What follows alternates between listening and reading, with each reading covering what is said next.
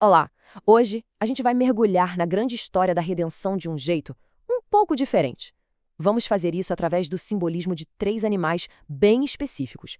É uma forma de descobrir como a jornada da humanidade, de certa forma, está contida na história deles.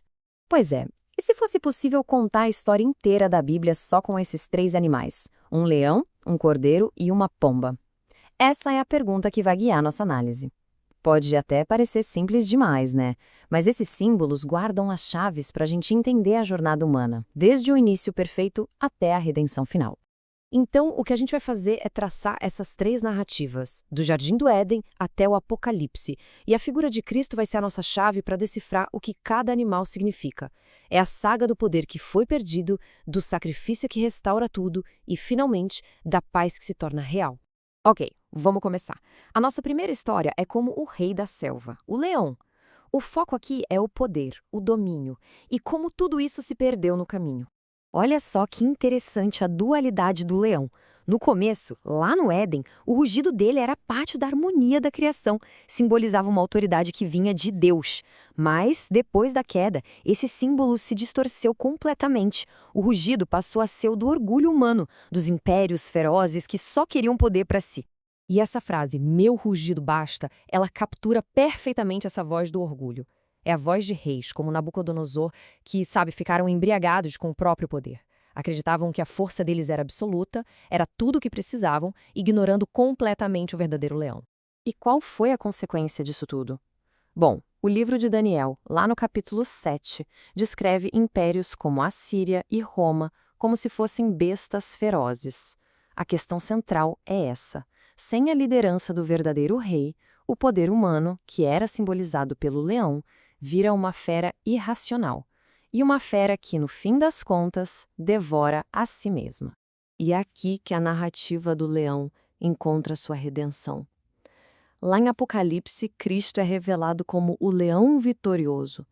Um leão que não vem para devorar, mas para resgatar e para restaurar o domínio justo.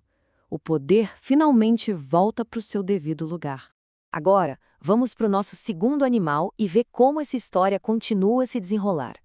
O foco agora muda do poder para o sacrifício, através da figura do cordeiro. A história do sacrifício também tem uma progressão fascinante. Começa com a fé pura de Abraão, um ato de total dependência de Deus. Depois, a coisa se degrada, vira um ritual vazio, como a gente vê com os fariseus que faziam o ato, mas sem a essência, sem o arrependimento. E, por fim, a história chega ao seu clímax no sacrifício perfeito de Cristo, o Cordeiro de Deus, que cumpre todo o propósito do ritual. Meu cordeiro me cobre.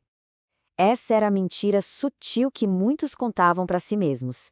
Eles acreditavam que o simples ato de sacrificar um animal, só a casca do ritual, já era suficiente para cobrir todas as falhas.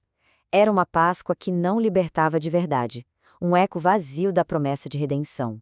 E isso tudo nos leva à nossa terceira e última narrativa animal, a da pomba. E aqui o tema central é a paz e a presença do Espírito. A pomba é um símbolo de uma consistência incrível na Bíblia. Ela aparece com o ramo de oliveira depois do dilúvio, sinalizando paz, desce sobre Cristo no batismo dele. Essa imagem já aponta lá para frente, para o Pentecostes e para a paz eterna da nova criação, onde não vai ter mais choro.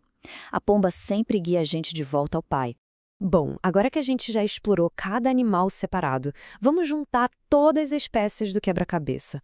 Vamos ver como essas três histórias se entrelaçam e formam uma única e grandiosa tapeçaria da redenção.